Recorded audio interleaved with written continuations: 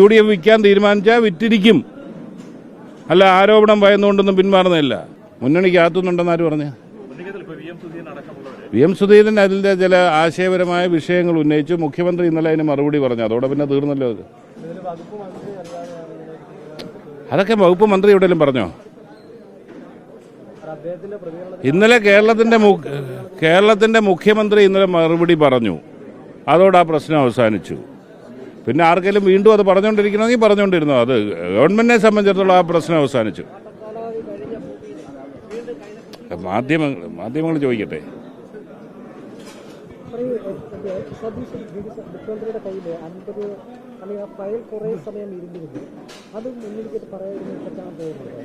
മുഖ്യമന്ത്രി കയറിയിട്ട് ഇപ്പോൾ എത്ര ദിവസമായി?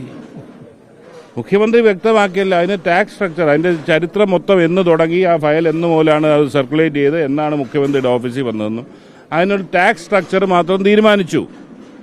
അത് വിൽക്കണോ വേണ്ട എന്നുള്ളത് UDF ആണ് തീരുമാനിക്കേണ്ടത്. UDF തീരുമാനിക്കാത്തിടത്തോളം കാലം അതിലെന്താ പ്രശ്നം? UDF വിൽക്കാൻ തീരുമാനിച്ചാൽ വിറ്റിരിക്കും. അല്ല ആരോപണം ഭയന്നുകൊണ്ടൊന്നും പിന്മാറുന്നില്ല. അത് വിൽക്കണ്ടെന്നാണ് UDF പൊതുവായ അഭിപ്രായമെങ്കിൽ ഞങ്ങൾ വിൽക്കത്തില്ല.